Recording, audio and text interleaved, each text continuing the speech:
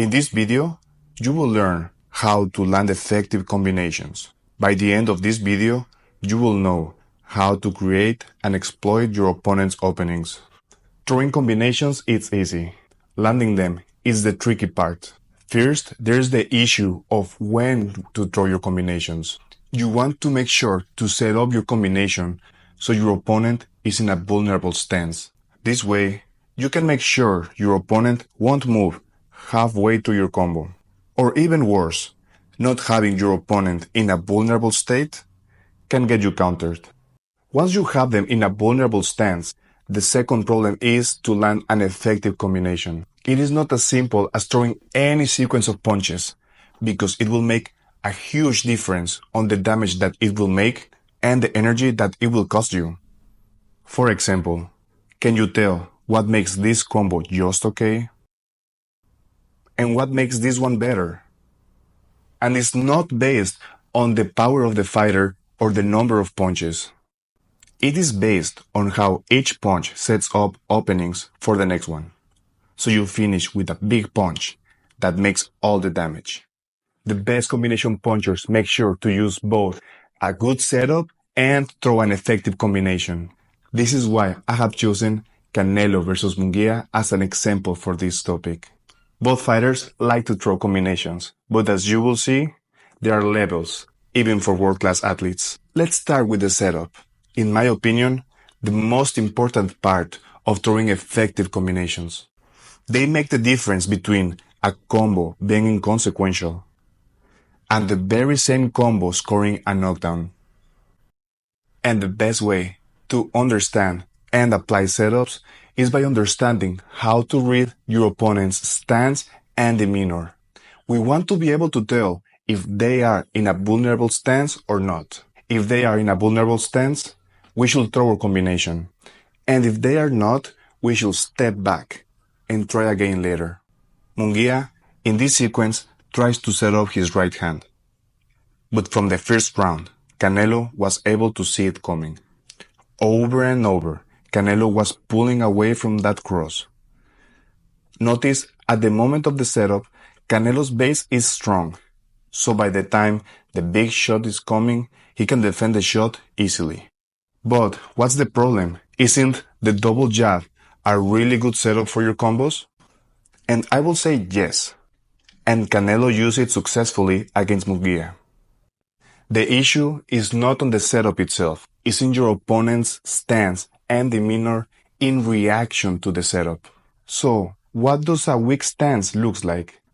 Munguia starts with an upper and a hook to the body. Notice Canelo's base at this point. This is a weak stance. Canelo's chest is up and he's not compact anymore. It takes a few more jabs and Munguia can land his right hand without problems. This is the kind of position we want our opponents to be. Narrow base, high center of gravity. In this example, Canelo pulls too early, anticipating Munguia's right hand. And Munguia is still in position to punch. So he throws another jab and a cross. Canelo slides out for the hook. But notice how weak he looks in this position. Before Munguia keeps punching, Canelo regains his base. Now, in this position, it is not wise to punch Canelo, since Canelo could counter. Munguia recognizes this and pulls back. You see, your life becomes way easier once your opponent is on a weak stance. On top of looking for a weak stance, we are also looking for a passive demeanor. Reading Munguia's demeanor is what allowed Canelo to land his combinations. Munguia, for most of the fight, had a strong stance and an aggressive demeanor. Even if Canelo countered after his exchanges, Munguia would try to punch with him every time he could. It was clear from the beginning that Munguia will do his best to outpunch Canelo. This is a problem because if your opponent is always looking to exchange with you, even with the perfect setup, there's still a chance to walk into their shots.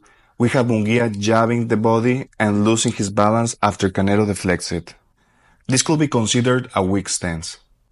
Canelo counters with a right hook, and by the time he throws his left hook, he gets countered. Munguia is about to throw more shots, but he walks into a jab. And then he attacks again. Canelo counters, and Munguia tries to counter again. Munguia's aggressive demeanor gives Canelo little time to throw punches, let alone land a full combination. But Canelo noticed a specific moment where Munguia's demeanor was more passive, the end of Munguia's combinations. Canelo noticed that countering Munguia mid-combination would leave Munguia momentarily static, almost like he was taking a breather. Canelo used this small gap of inactivity to throw his combinations. Even with all his output, being countered by Canelo between your punches is frustrating, especially since Munguia had little to show for all his effort. After getting countered with the upper, you can see his stance and demeanor had changed. Canelo uses this moment to attack. In this sequence, Canelo is countering Munguia on every punch. You can see his demeanor change again. He kind of sinks on his stance and raises his guard passively. Canelo throws another combo. Now, Munguia is working hard, throwing a long combination. Canelo counters him between his punches, and Munguia is clearly hurt, so he starts to slow down. Canelo throws a couple of uppers, kind of testing him. Munguia pushes off and throws only one shot. But we can see it is not the same energy as the beginning of the sequence. Canelo probes with a hook on the shoulder and pulls expecting the counter. And as soon as Munguia sits on his base with that passive high guard, Canelo throws his combo. The whole point of these examples is to show you that you cannot land a combination at any moment. You are supposed to set up and trick your opponent. Find what makes them react so they put themselves in a weak stance. And when you get them on a weak stance with a passive demeanor, we have a green light to throw combinations. So now that you know when to throw your combination, let's see what makes an effective combination. An effective combination is a sequence of punches where one punch creates the openings for the following one, and the power progressed from light to hard.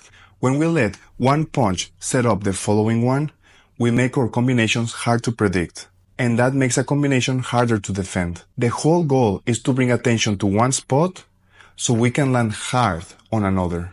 This is what all famous combinations have in common. One example is the hook to the head followed by a hook to the body. The hook to the head brings attention to the head, and the hook to the body is meant to do damage. Same concept behind the jab to the body and cross to the head. The jab brings attention to the body, lowering the guard, and then we sit on the cross to the head. As a rule of thumb, you want to punch in between the guard with uppercuts and straights, and around the guard with hooks, and also alternate between targeting the head and targeting the body.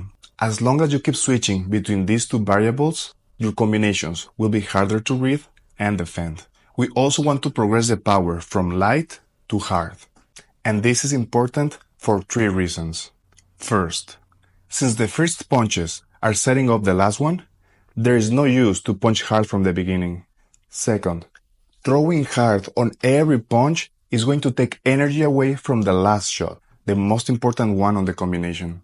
And third, the most important one, stamina.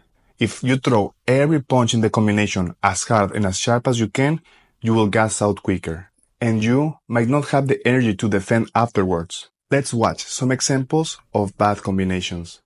Munguia starts on the body and switches to the head.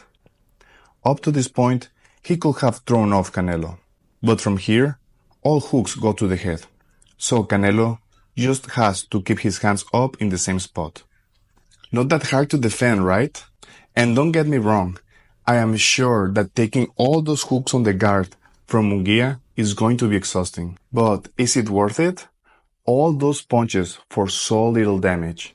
On top of this, all those punches are coming out at full power, so he's wasting energy on punches that are not even landing clean. Munguia catches Canelo stepping into the mid-range and throws a long combination again. But because all punches are hooks to the head, they are easily blocked by Canelo. Canelo was even able to pull and counter by the end of it. Notice again the intensity of this combination.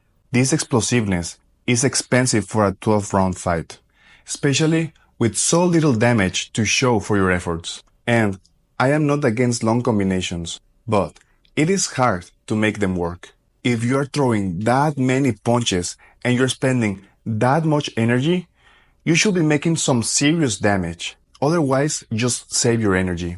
Use it for sharper defense or even throw less punches with more power. Now, let's look at some examples of effective combinations. Let's start with some of Munguia's combos. Here, the jab cross is splitting Canelo's guard. Their main purpose is to bring Canelo's attention to the head. Notice how this body shot lands clean and hard, even knocking Canelo off balance. Next, we have a jab to the body that lands clean, followed by a jab to the head. Now that the tension is on the center, Munguia switches to hooks.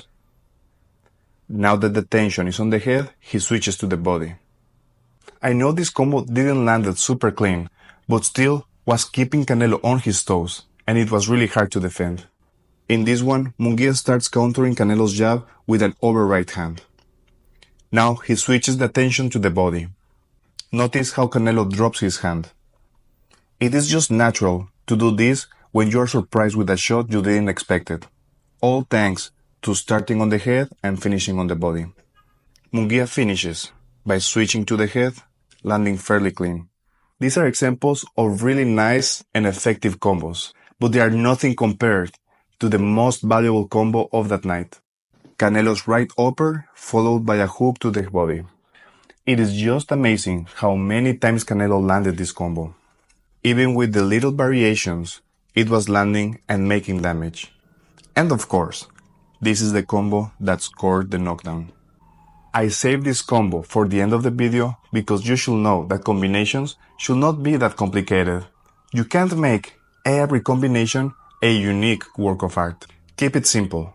And once you find a combo that is working for you, just keep using it. The best fighters have 2 or 3 reliable combinations that they keep perfecting, and they get to the point where they just keep throwing them on almost every fight.